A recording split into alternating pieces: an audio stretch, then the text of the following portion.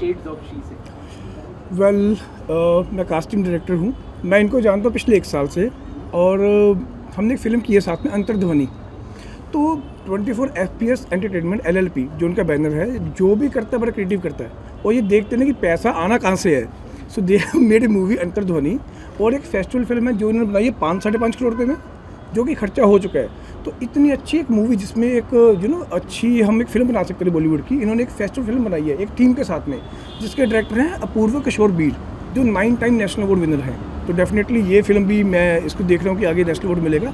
Coming to the point, इन्होंने एक अलग थीम चूज़ किया। इन्होंने इससे पहले 6-7 मूवीज़ बनाई हैं, शायद आप जानते हैं कि नहीं, जो सभी वुमेन एम्पावरमेंट के ऊपर ही हैं कि वुमेन पे क्या हो रहा है। तो आपके पहले क्वेश्चन का आंसर ये है कि ये पैसा नहीं देखते हैं, ये देख रहे हैं कि मैं समाज को एक नई सेध कैसे दूँ। And coming to this point, क्या ये कैलेंडर हमने शूट किया है जैन के मंथ में और थाईलैंड में शूट हुआ है। ये मानस ओझा जी इसके फोटोग्राफर हैं और ये हमेशा एक डिफरेंट थीम लेके आते हैं, डिफरेंट कंसेप्ट लेके आते हैं। इसमें 12 अलग अलग कॉन्सेप्ट्स हैं, जो कि हर एक जो मंथ है उसके ऊपर एक थीम है जो डिफरेंट है और वो कॉन्सेप्ट उस थीम से मैच होता है जो लिखा हुआ है उस पर। तो मैं इनको बहुत बहुत बधाई दूंगा और मैं इनकी इस इनिशिएटिव की बहुत ज़्यादा कदर करता हूँ और इनको थैंक भी करता हूँ कि ये समाज को इतनी सेध दे रही है। Thank you so much. Dinesh ji, जब हम पोस्टर्स देखते हैं, जब पिक्चर्स देखते हैं, हम बहुत सारी चीज़ें देखते हैं, मतलब जो एक्टर में होती है, everything is there inside it. When you saw all this things particularly, क्या आया जहन में? The first thing that came to mind, of course Swapna तो है ही इसमें, सर भी एसोसिएटेड है, of course we have a very good photographer over there, लेकिन the first thing that came to mind when you literally यार ये ना बड़ा क्रिएटिव चीज़ है। मैंने इनको देखा हुआ है, ये ना हर एक चीज़ पे बड़ी डिटेलिंग में काम करते हैं। कोई कॉन्सेप्ट होता है चूज़ करते हैं कि पीछे की बैकग्राउंड क्या रहेगी, फिर आर्टिस्ट के कपड़े डिज़ाइन करना, फिर बजट को भी देखना। चलो बजट को कम देखते हैं ये लोग, लेकिन इस एक आप जिसे कहते हैं बजट ब्रैकेट में इतना अच्छा काम करना, हर एक चीज़। हाँ, आप बात करो आर्टिस्ट की, डेफिनेटली स्वप्ना, इसमें हमने फेस बनाया है इनको। स्वप्ना जी की एक फाउंडेशन भी है, स्वप्नापति फाउंडेशन, जिसमें ये इस तरह के बहुत सारे काम कर रही हैं। इनकी हर्बल होली आती है राइट, हर साल। तो इस तरह के बहुत सारे काम करते हो। मैं इसमें इनको ही देख पा रहा था जो इनका कॉन्सेप्ट था, मुझे लगा ma'am you are the best for this and event. Thank you so much sir. Coming to you, सुन चुके हैं सभी ने, तारीफ तो बहुत कर चुके हैं कि किस तरह से आपने शूट किया एंड एवरीथिंग। ये जो शेड्स हैं, I mean how did this idea came to you?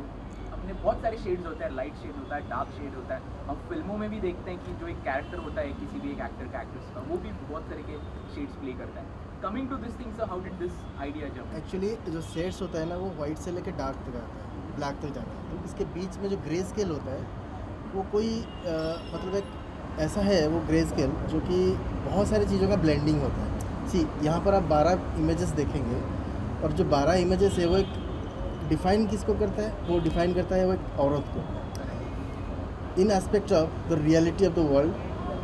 तो एक्चुअल थिंग जो हो रहा है आज की दुनिया में, उसका भी एक रिफ्लेक्शन है। जो होना चाहिए, जो औरत जिस इंस्टिंक्ट के साथ पैदा हुई है, वो एक्चुअल में क्या है।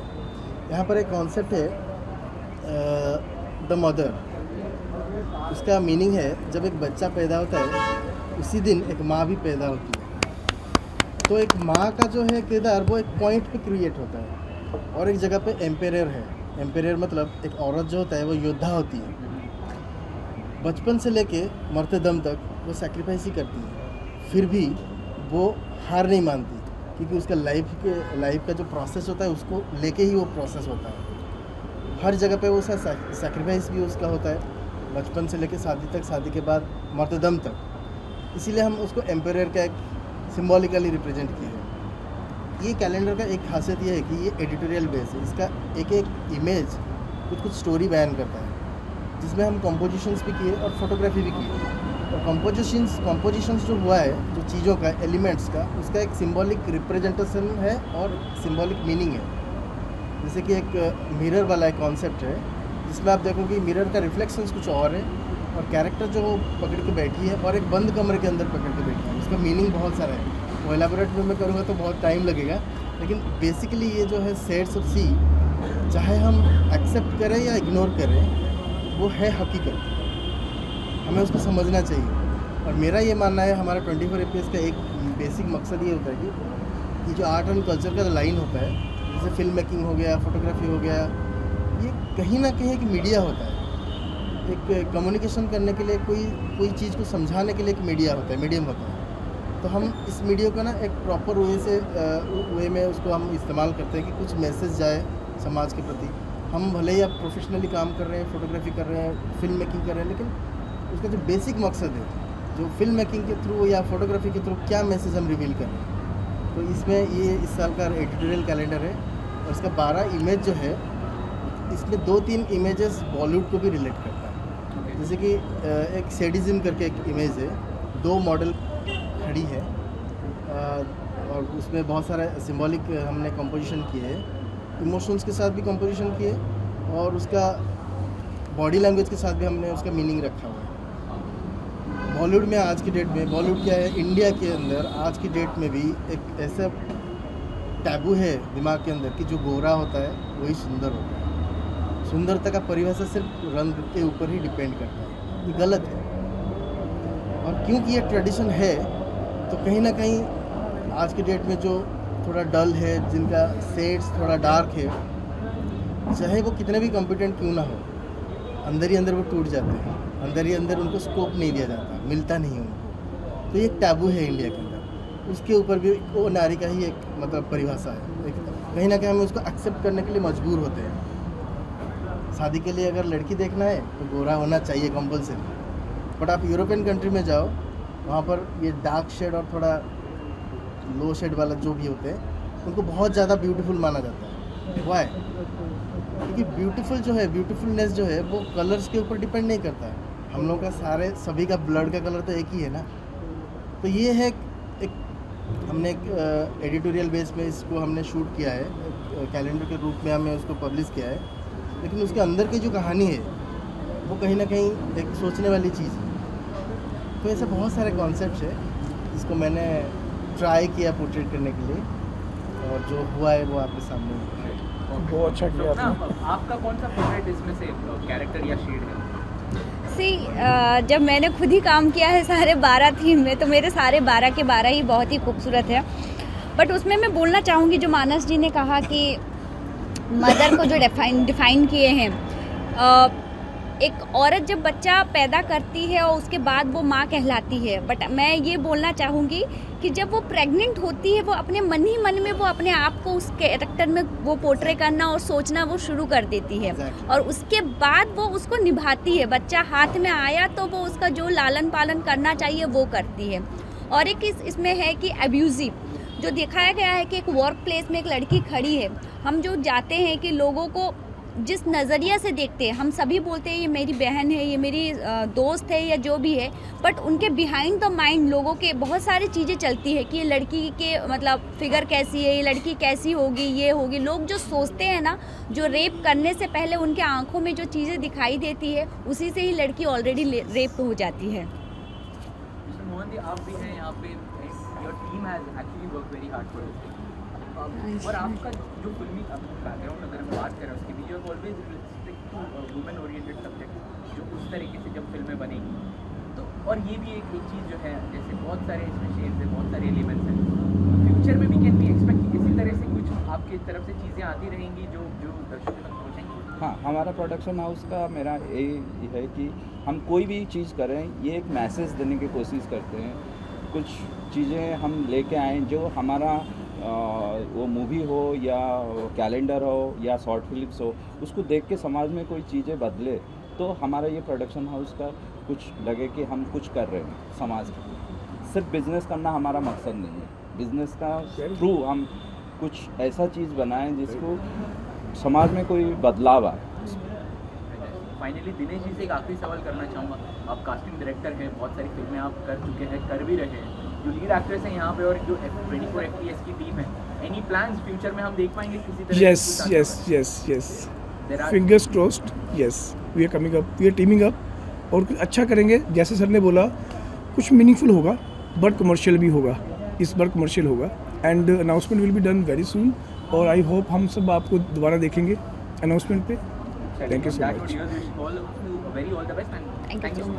Thank you so shades of शीका, please आप सभी से भी जानना चाहेंगे क्या देखा आपने इसमें और किस तरीके से connected? Well, hi, good evening, everybody.